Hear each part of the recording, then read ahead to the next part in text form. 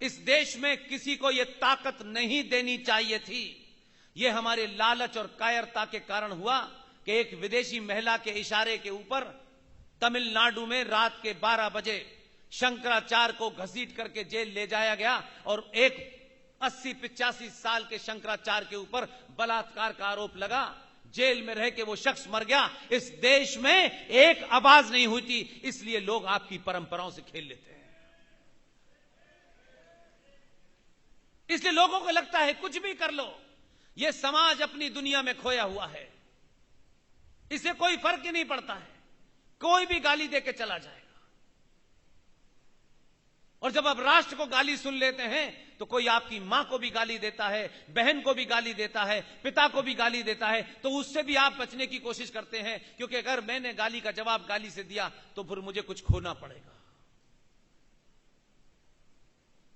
परिवार और राष्ट्र को बचाने के लिए सब कुछ खोना पड़ता है, तभी सब कुछ बचता है। ये जो हमारी मानसिकता हो गई है, क्या फर्क पड़ता है, ऐसे ही होता है। तभी तो यह हाल हो गया है कि चौराहे चौराहे, गली गली आज आप न अपना मान बचा रहे, न सम्मान बचा पा रहे, न बहन बचा पा रहे, न बेटी बचा पा रहे, न मां को बचा पा रहे। हर दिन इस देश में 4 से 5 मॉब लिंचिंग होती हैं, रिपोर्ट नहीं आती। एक गलती से कहीं मॉब लिंचिंग हो जाती है, एक गलती से, जाने अनजाने में या जानबूझकर हो जाती है। जिंदा रहना सीखिए। अगर कुछ चीजें अपने आप से नहीं सीख सकते तो अपने दुश्मन से भी सीखनी चाहिए, अपने पड़ोसी से भी सीखनी चाहिए। एक गलती से कहीं गाजियाबाद में किसी ने किसी को मार दिया, यह हरकत आप दोबारा न करें, आप दोबारा से ऐसा करने की न सोचें। उन्होंने एक छोटी सी घटना को इतना बड़ा बनाया, इतना बड़ा बनाया कि देश का प्रधानमंत्री विदेश यात्रा पर था। जिस होटल में ठहरा हुआ था भारत का प्रधानमंत्री, एक गरीब आदमी कहीं गाजियाबाद में किसी ने मार दिया। हमारे इसी गुजरात में अभी हाल के दिनों में मॉब लिंचिंग हुई है। हम व्हाट्सएप पे और फेसबुक पे उस मॉब लिंचिंग की खबर डालते हैं, बस समाप्त। जिंदा लोग किसी एक घटना को इतना बड़ा बनाते हैं कि शत्रु 100 साल तक दोबारा करने से डरे। इसलिए आज आप मारे जा रहे हैं। झारखंड में रूपेश पांडे को सिर्फ इसलिए मारा, मैं उसके घर गया, नेता नहीं जा रहे थे घर, क्योंकि नेताओं के जाने से वोट कम पड़ेगा, ज्यादा पड़ेगा, मरने वाले की जाति क्या है, ये तमाम घटिया मानसिकता के लोग नहीं गए। आप जब अपने आदमी को मझधार में छोड़ देंगे तो ध्यान रखिएगा, कुछ दिन बाद आपके साथ भी वही होगा।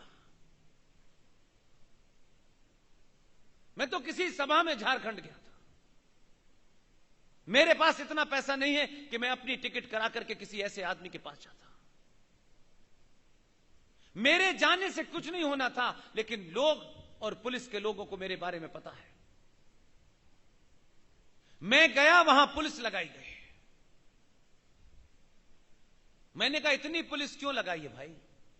सर आप आ रहे हैं। मैंने कहा मेरी सुरक्षा के लिए लगाई है क्या? उसमें दो लोग ऐसे थे जो मेरा भाषण सुनते थे। बोले हम तो आप ही की सुरक्षा के लिए लगे हुए हैं, बाकियों का पता नहीं। मैं रूपेश पांडे के घर एक मैसेज देने गया था।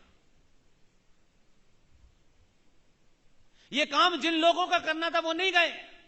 हिंदुत्व पे 5 घंटे का भाषण दिलवा लो।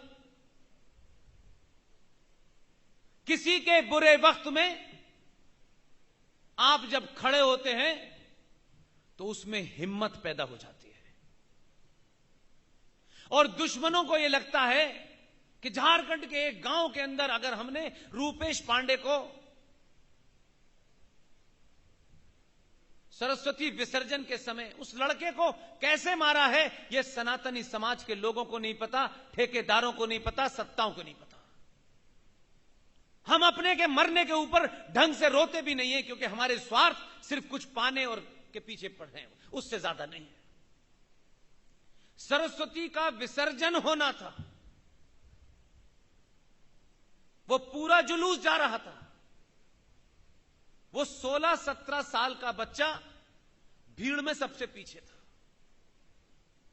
और ढोलक बज रही थी। सोचिए कि आपके उस 16 साल के रूपेश पांडे को इस्लामिक जिहादियों ने गोदी में पकड़ के उठा लिया और मुंह दबा दिया उसका, और लोग देख रहे हैं, लोग रुके नहीं। ये कैसे हुआ पता नहीं। उसको ले गए, कमरे में बंद किया, और किसी हथियार से नहीं मारा उसको। 4-5 इस्लामिक जिहादियों ने लगातार उसके मुंह पे, नाक पे, सीने पे इतने घूंसे मारे कि घूंसे मारने से उसकी पसलियां टूट गई, हड्डी टूट गई, वो मर गया। कहीं खबर छप गई, क्योंकि इसकी नेताजी चिंता नहीं करेंगे, क्योंकि वोट मांगने आना है उन्हें, तो वोट के अलावा उनकी जिंदगी में कुछ रह ही नहीं गया है।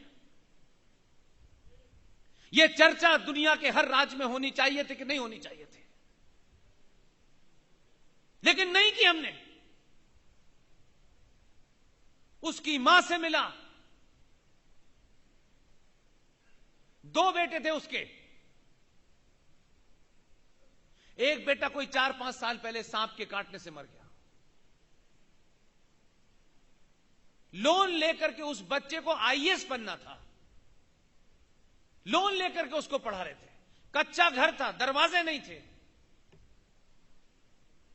घर में फाके हो रहे हैं उसके, लेकिन 90 करोड़ समाज मंदिर में गणेश जी के ऊपर सोने का मुकुट चढ़ाएगा, करोड़ों रुपया शादी के अंदर बर्बाद कर देगा, लेकिन अपने ही परिवार के किसी बच्चे के लिए 10 रुपए देने नहीं जाएगा। दुनिया में हम एकमात्र ऐसे लोग हैं। दिल्ली में एक घटना हुई थी, आप लोगों ने सबने सुना होगा, देश में बड़ा हाहाकार मच गया था। निर्भया नाम की किसी एक बच्ची के साथ हेडलाइन बनी रही। इसलिए हमें ढोल बजाने का बहुत शौक है। जमीन पे कुछ करना हो उसके बारे में नहीं बात करते, वो सरकार करेगी, हम क्यों करेंगे। उसमें जितने पकड़े गए थे उसमें एक जिहादी भी था। कोर्ट में कुछ लोग फौरन पहुंच गए। वो कब पैदा हुआ अम्मी को पता नहीं है, लेकिन डेट ऑफ बर्थ सर्टिफिकेट उनके पास था कि ये नाबालिग है, और वही मेन कल्प्रिट था। नाबालिग होने के कारण उसे बाल सुधार गृह में भेज दिया गया। जब तक बाल सुधार गृह में भेजते, उनके छुट भैये नेता से लेकर दुनिया भर में इतना बवाल मचाया गया कि दिल्ली की लोकल सरकार ने 10 लाख रुपए उसकी मां को और उसके पिता को कंपनसेशन दिए। और उस समाज की जागरूकता देखिए, ऐसा नहीं है कि यूट्यूब पे आप ही देखेंगे, वो भी देखेंगे, तभी उनको लगता बड़ा दर्द होता है। इसलिए उन लोगों ने उस बच्चे को 3 साल के बाद बाल सुधार गृह से निकाल लिया। ये तो उनको मालूम था कि ये तो बिगड़ा हुआ है, तो कभी सुधरेगा ही नहीं। उस बच्चे को खामोशी से उठाया, और आज तक इस समाज को नहीं पता वो बच्चा कहां है। उसे साउथ के एक शहर के 5 स्टार होटल में नौकरी दिला दी। एक घटना बताएं जो हमने की हो, क्योंकि उससे पहले तो हम उसकी पहले जाति देखेंगे, हमारा इलाके का है कि नहीं देखेंगे, फिर उस हिसाब से तय करेंगे। यह हमारा चरित्र है। इसलिए हमें वो लोग डरा रहे हैं, चौराहे चौराहे डरा रहे हैं। पार्लियामेंट में कुछ भी कोई बोल रहा है, उसका जवाब देने वाला कोई नहीं है, क्योंकि सबको लगता है हमने अगर मुंह खोला तो कहीं हमारा संसद सदस्य कहीं सदस्यता न चली जाए, मुझे थोड़ा नुकसान ना हो जाए, मेरे भाई का बेटा चुनाव में खड़ा होने वाला है, उसको 2 वोट मिलने वाले वो कम न पड़ जाए, इसलिए चुप्पी साध रखी है। कुछ भी लोग बोल रहे हैं, कोई चिंता नहीं होने, क्योंकि उनका कन्विक्शन गलत भी है तो कन्विक्शन है। आपका ना कन्विक्शन है, ना आपका सच है, ना आपका कोई एजेंडा है। आप सिर्फ भेड़ चाल की तरह बस चल रहे हैं। इसलिए आपको अपने एजेंडों का पता नहीं है कि हमें करना क्या चाहिए, हमारी मांग क्या होनी चाहिए, और मांग भी सही समय पे करनी चाहिए।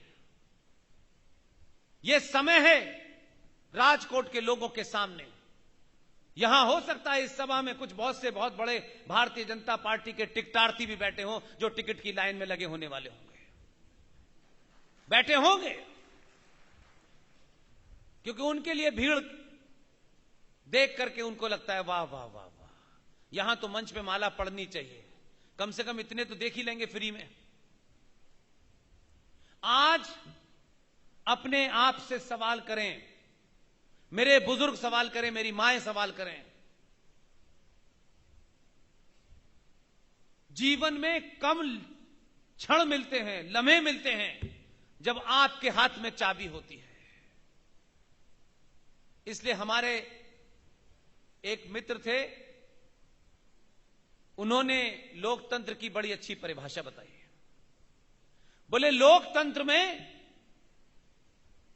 चुनावों से पहले लोग मजबूत होते हैं और चुनावों के बाद तंत्र मजबूत हो जाता है।